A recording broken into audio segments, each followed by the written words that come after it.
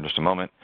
It will also be available in our partner portal after the session has been completed and has been uploaded by our fantastic marketing team. So let's get started. Again, my name is Dylan Bowders. I'm the Director of Solutions Engineering, which in a general sense are sales engineers. And I wanted to talk to you guys today about baby boomers, millennials, the looming generational showdown. So that's the name of our webinar today. If you have any questions, please present those via the WebEx chat, and we'll either answer those directly to you or we'll circle back around at the end of the webinar and address those verbally.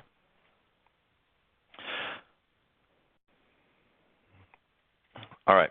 I want to start first with just discussing a relatively large opportunity that we won a little over a year ago at this point, that really one of the driving forces of this customer, or I should say prospect at the time, going out to the partner and saying, you know, we need to come up with a better solution. Part of that driving force was that they had a younger generation of employees that were presenting some challenges and some requests that the business wasn't really able to solve for with their traditional IT method. Kind of sets the stage for what we'll be talking about here over the next 30 minutes. Then we'll come back around and talk about what we did to help solve for that. So, baby boomer, born between 46 and 64. That does not include me. I'm kind of between the baby boomers and the millennials that we'll be talking about, but it's significant to the workforce right now. But they are also starting to phase out. Millennials between 81 and 96, and really they've grown up in an era where tablets and the internet and the online workforce is a reality.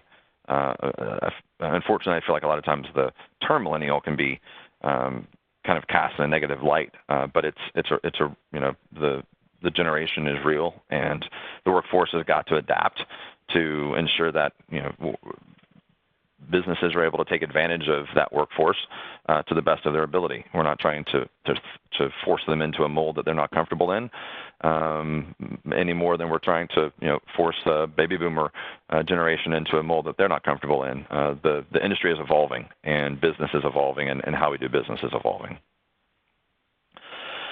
So we're looking at that digital divide of, if you're born in 46 or you're born in 96, that's a pretty big span of 50 years.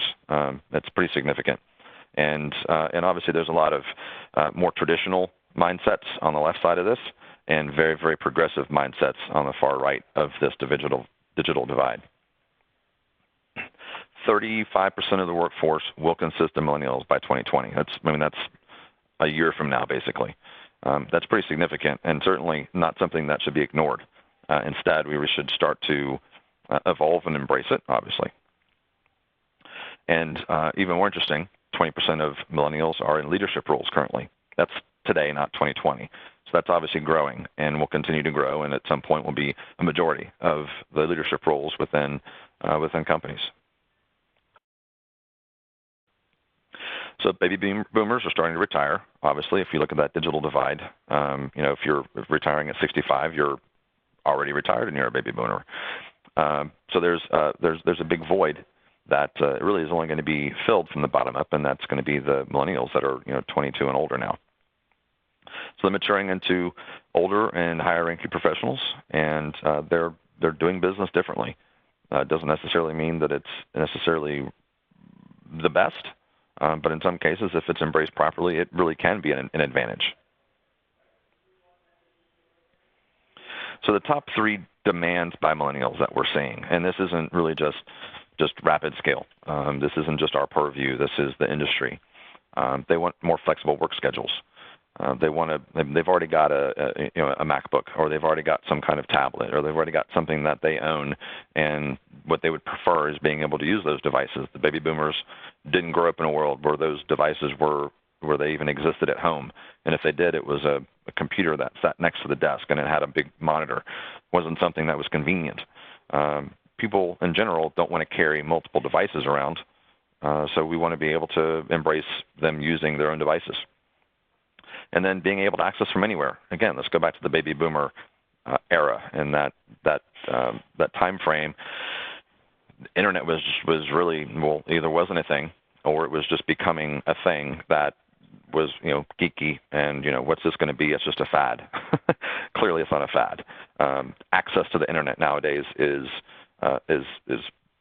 wide-ranging. You can hop on a hotspot at any coffee shop. You can tether off your phone. You can get access to data in the cloud from anywhere. So how do we put all this together? So let's think about this from the mind of an IT leader. The first thing is you don't want to miss out. They want to attract the top talent to be successful. Turnover. So we bring in a young professional, train them. They grasp, the technology. They grasp the job. They get their skill set, and then they're not loyal, so they're hopping off to the next gig that's going to give them a couple extra dollars per hour, or a bump in salary or better benefits, or actually give them the work lifestyle that they want. And they want the newest stuff. They don't want an old clunky laptop. They want a new laptop, or again, they want to use their own device. And a lot of IT budgets don't support that mentality. And especially in larger businesses, budgets and CFOs don't move as quickly as the workforce. So the mobility, where they want to work. They want to work anywhere. That doesn't necessarily mean that the business is going to change to saying work from wherever you want to, but at least the flexibility of saying, well, maybe they work one day from home, maybe they work a couple days from home, or maybe they're traveling, and we need to enable them to be more efficient and more productive when they're traveling. And if your companies or your customers' businesses aren't doing that, then somebody else's is. This isn't a matter of if they make this move. This is happening. This is the way the industry is going. So a lot of times with mobility, you lose security. So we need a solution that's really going to encapsulate all of these requirements, but still embrace security. And millennials typically are not super concerned about security, so they really want that convenient lifestyle and work lifestyle, not necessarily saying, well, is this really the most secure thing to do? And then, as the IT leader, do they want to just do the mundane day-to-day, or do they really want to be more strategic about driving strategy, working and focusing on the business's line of business applications, or just kind of the normal day-to-day? All right, so how do we adapt? So we want to holistically secure all of our data and provide a workspace that is mobile, secure, and we can provide auditing capabilities and compliance requirements. So we're going to provide, and so DaaS is not really the obvious solution, maybe. It obviously is to us because this is what we do on a daily basis and have been doing for a long time. But desktop as a service is a way of solving for those problems while still providing the challenges around security and probably even bolstering security above and beyond the traditional model.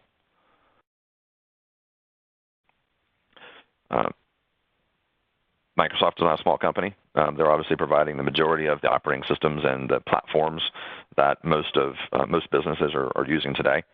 One of the first moves into cloud is going to be moving your Exchange environment to Office 365 Exchange Online.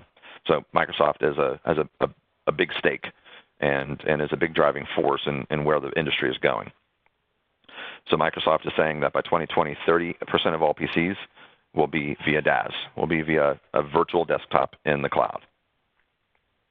So the implication is obviously Microsoft is really investing in that platform. It's becoming mainstream.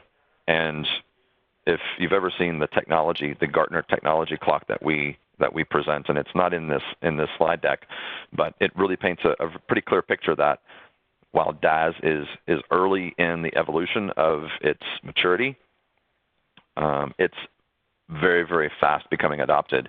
And if you're a partner and you're wanting to embrace and get on the forefront of technology and not on the tail end when margins are thin, this is the time to get into DaaS.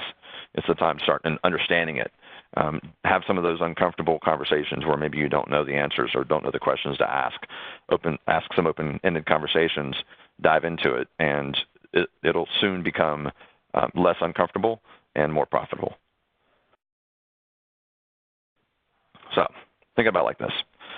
Instead of saying millennials work the way that we're traditionally doing business and that we're traditionally providing IT, instead, we're going to give them an environment where they can access it from anywhere, from nearly any device, as long as they have internet access. It could be their cell phone, a tablet. They might be at home. They might be in a coffee shop. They're going to be able to access it from pretty much anywhere. And because it's in that centralized environment, and because it's being accessed via a secure protocol, and because we can even do things like two-factor authentication when they do log into that environment, it's very, very secure. So that obviously is good for the IT leader, but it's rather than just providing just a commoditized traditional compute, even if it's just infrastructure as a service, like a virtual server. Instead, we're having a conversation about the entire IT strategy, not just a small component. We're evolving the IT strategy for the business. We're embracing some of these things that may not be typical drivers of IT. Instead, it's more of a conversation about what's best for the business, and we're selling much, much larger deals because we're encompassing all of those additional components. So going back to that lumber manufacturer, we provided them with 420 desktops worth of virtual desktops. Because of that centralized platform, we're able to very quickly evolve, whether it's their applications, whether it's a model of their workforce cycling out and becoming closer to the right-hand side of that line graph that we showed you. And their financial models are probably evolving as well. But ultimately, there's a lot of value to that company, and obviously there's a lot of value to you as partners and us as suppliers. So how do you identify a DaaS op? Typically between 25 and 2,000 users. We have some customers that are less than 25 users. We prefer probably 100 or more. We have some customers that are more than 2,000 users. I forget the exact total number of desktops under management, but it's in the tens of thousands. It's in the many tens of thousands of desktops that we currently provide, that we're even providing help desk support for, which we can talk about how much that's more streamlined. But this is the sweet spot. So 25 to 2,000 users is really where it can become very, very valuable to that business to move into this new model. Less than 2% of IT staff, and what this really speaks to and is pretty common, is that the IT staff is very thin. It's more of a skeleton crew. They're probably doing more firefighting than they are strategic thinking and trying to evolve the business's IT strategy. So we don't replace that IT staff. We augment them. We deepen their bench. We become liable for the day-to-day mundane tasks that don't make the business any money, and instead they can focus on the more strategic initiatives. A third one, and this is really more around security, but because we're, again, encapsulating all of that data into a very secure environment, for rapid scale specifically, we provide encryption at rest with our storage. Because the product inherently provides encryption in flight, there's encryption there. And then because it's all in this isolated environment protected by things like secure firewalls, single points of management around firewall, we can do additional security around Trend Micro Deep Security and some other items with Alien Vault. Because we're doing all of that, we can much more easily provide auditing and compliance for healthcare, financial industries, legal, of course, manufacturing and technology is going to be inherent to that as well.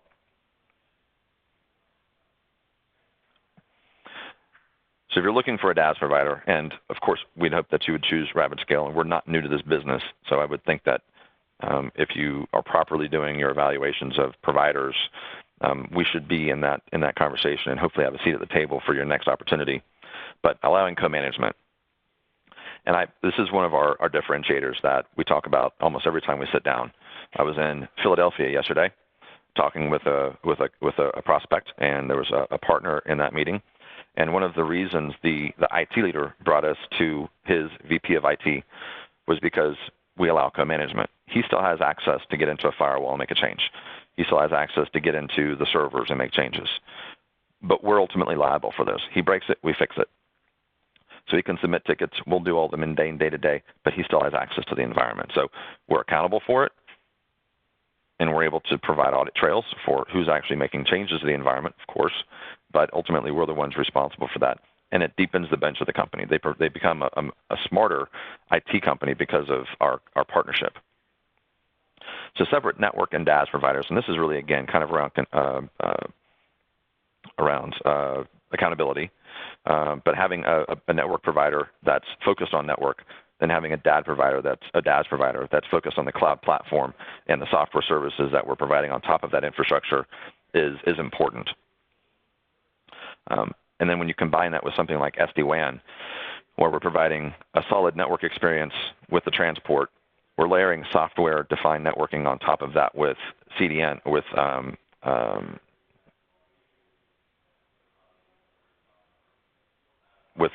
software-defined networking on top of that. We can almost guarantee, we're doing kind of a quasi quality of service. We can almost guarantee the delivery of our services to that customer's location because we're leveraging multiple network paths. And then data center diversity. And depending on the size of the customer, this will be either more or less important. For smaller companies, they really just kind of need something that's close to their workers. But having diversity around the U.S. and potentially around the world for international business is going to be important. That's something that RapidScale does provide with 4 data centers here in the U.S. and then 2 internationally. And then support, and I think we can spend a couple minutes here because being able to provide an experience is one thing. Being able to support that experience not only to the IT department within the company, but also to the end user is critical. Most businesses don't want to enter into new technology if it's going to be a bigger pain for their company and ultimately lead to more headaches than the model they had before. Being more secure, being more mobile is one thing, but if it can't be supported, then it really is ultimately providing more of a headache to the company and possibly more cost. So this is something that we've been doing for a very long time. And because of that, and because we're controlling the platform and we're providing the help desk support, that experience becomes very consistent, and our support and response and resolution becomes more consistent, more efficient. I think another point on that, and I'm just going to go back to that real quickly. Another point on this is in your evaluation of providers, it's important to understand how long they've been doing desktop as a service. We didn't jump into this 10 years ago and were perfect at it. We had to stumble over quite a few different stumbling blocks in order to get to the point where we are today. And the software providers for these types of platforms like VMware Horizon and Citrix Zen Desktop, they can be deployed in such a way that is not going to perform well, isn't going to be secure, and isn't going to be a reduction of administrative overhead. We've deployed it in such a way that, and we've evolved it in such a way that we feel is as efficient, secure, as high performing as possible. And it's taken us, several years to get to that point. So if you're evolving a DaaS provider, it's important to understand that they have the maturity and the experience, not just the logo and the brand around the product.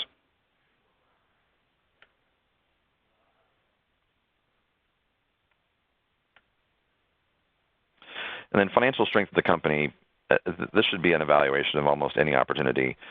Using a small mom and pop may or may not be the best decision, especially if the customer that you're trying to bring into this opportunity has a lot at stake with this opportunity or with this solution, or is a bigger company that can't afford for this component of their IT to fail because the provider failed. So financial strength, I think, is very, very important.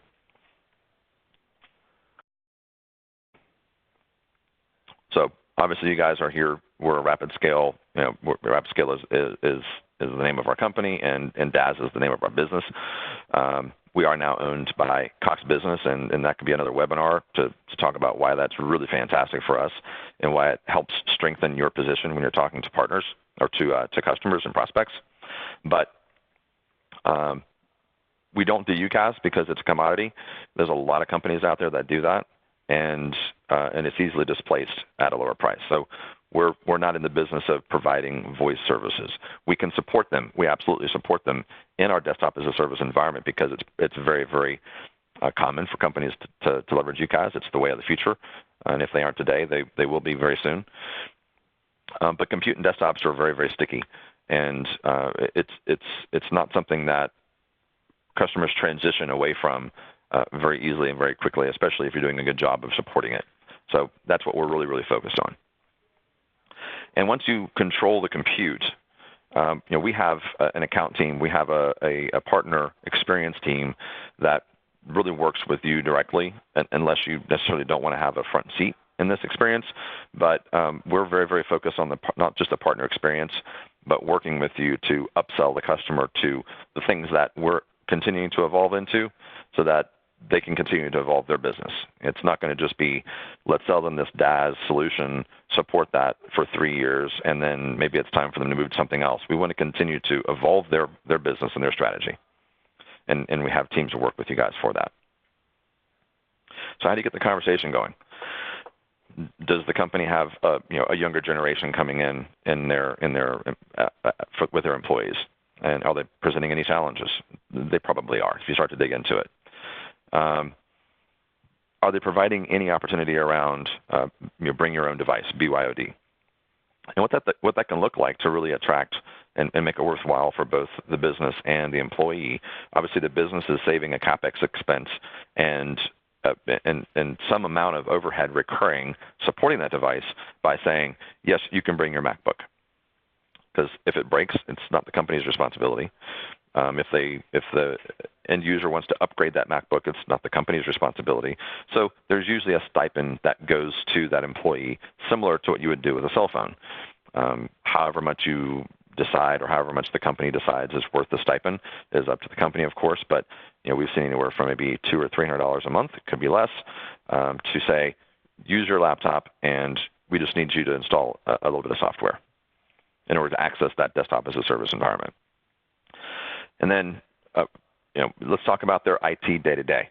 Are they spending most of their time troubleshooting and fighting fires, or actually being strategic in what they're doing? And you're coming to the table as a trusted advisor and as someone who can provide that consultative approach, and not just how can we help you fix that one fire, but how can we evolve your IT strategy to be better in the future and future-proof that business. And then when you have turnover, what's the impact? What's the overhead of onboarding a new employee? What's the impact of an employee leaving? Certainly there's going to be things like training and getting them up to speed on whatever that business is. But what's the IT overhead? Are they having to buy a laptop, image the laptop, install software? With desktop as a service, that's add a user. Here's a URL, and you're off to the races. So it makes it really, really easy. And then what kind of security mechanisms do you have in place? And this can be a big conversation, so it shouldn't necessarily be intended to get into the weeds, but it's an open-ended question, and you should take notes. You may or may not have the answers for those, and you probably won't the very first time. And this may be one of those more uncomfortable questions to ask, but you have to go at it. You're asking the question so you can get answers, and then you can bring those to a provider to answer those questions, and you should position it as such. Don't ask these questions as if you have all of the answers, but you're asking these questions so you can understand what their challenges are, so you can position a provider and then have that next conversation with them. So that's the deck. That's our conversation around the shift of our workforces between the baby boomers, which are kind of on the closer to retirement age. I would be careful with how I say that. And then, of course, the millennials, which are the young professionals that are really coming into not just the workforce, but into leadership positions and trying to provide an IT solution, an IT strategy that helps the business evolve. With that, we'll see if there are any questions, and I'll lean on my marketing team to let us know if we have any questions that we need to answer. Yep, I have a couple for you, and if you guys have any other questions, just chat them over in the Q&A. So you touched on it throughout your presentation, but can you talk more about how DaaS adds security to a business? Absolutely, and thanks for helping out with the question, Summer. So how does it add security to a business? Well, again, think of a model where today, traditionally, the company's data resides on laptops that are in the office, they're at home, they're at an airport going through security. They're relatively easily lost and in some cases stolen, and the company's data resides on those laptops. How that data is shared between the laptops and the company's environment may or may not be secure. There's lots of ways to do it. Hopefully there's some kind of a VPN, or the software inherently has some kind of secure access back to the company's main data storage or data processing. With Desktop as a Service, we're taking that data that would traditionally reside on those end user devices, and we're isolating it and securing it inside of a single cloud environment. And instead of the user having direct access to that file on their local laptop or tablet or whatever it may be, instead they're accessing a virtual desktop. They're accessing a redraw of the screen that's coming from the secure cloud environment. And ultimately, there's nothing across the wire that can be exploited. There's nothing that resides on that laptop that can be exploited. If the laptop breaks, nothing is lost. If it's stolen, nothing can be pulled from that laptop. And really, all they need to do to replace it is either have one shipped to them, go on Amazon, go down to Best Buy, whatever your procurement method may be, or whatever the customer's procurement method may be. Get logged into the laptop, open up the secure web URL, and they're back off to the races in that secure virtualized desktop. One other aspect of security we can add to that is, let's say we want some granularity around this. If they're in the office and they try to log into their virtual desktop, they simply type in their username and their password. It's a trusted source. We know that the request for that virtual desktop is coming from a known location, and which is the office. But let's say they're at Starbucks or at the airport and they're trying to log into their virtual desktop. It's an unknown, untrusted source. And instead of them just typing in their username and their password, they're going to have an additional mechanism, a two-factor authentication mechanism that will send a code to their phone that will ultimately be an additional layer. What we want here is, the way that it's described is, you want something you have and something that you know. Your username and your password is something you know. Your cell phone is something you have. It's very difficult to steal both of those things, to steal both the username, your password, and have access to that mobile device. So it ultimately is significantly reducing risk of exploiting a user's login. So those are some additional things we can do with two-factor authenticate or with security around virtual desktops. Summer, was there something else? Another question? Yep, just one more. Yeah, one more real quick. So you talked a lot about IT leaders. How do you handle conversations with those that think this type of technology is just going to replace them? Great question. And I kind of touched on this, and I'll go into it just a little bit more. Most companies don't have a sufficient IT staff. For IT leaders, they're probably not being nearly as strategic as they would like to be, or as the business has hired them to be, and they're probably doing more firefighting and more day-to-day mundane activities than focusing on, how do we evolve the line of business applications? What's a more efficient way for the end users to do their jobs with the company's business? They're spending most of their time probably just performing IT tasks, not focusing on IT strategy. So in most cases, we're augmenting the existing IT staff, especially the IT leaders. We're becoming a partner and an extension of their staff, not replacing their staff. Now, if we're having a conversation with the C-suite, the CFO, even with maybe a VP of IT, and that's the only audience for that conversation, it's possible some roles like help desk support and possibly an infrastructure engineer, some of those roles may become less needed. So it's not to say that we'll never replace an IT staff, but I think the story and what we find the experience or the conversation usually is around is augmenting, not replacing. So hopefully that answers that question for you guys. Yep, and that's it for questions, Dylan. Great. All right, guys. Well, thanks very much for joining us today. Again, this will be recorded and available in our partner portal soon. And I hope you guys have a great rest of your afternoon or morning.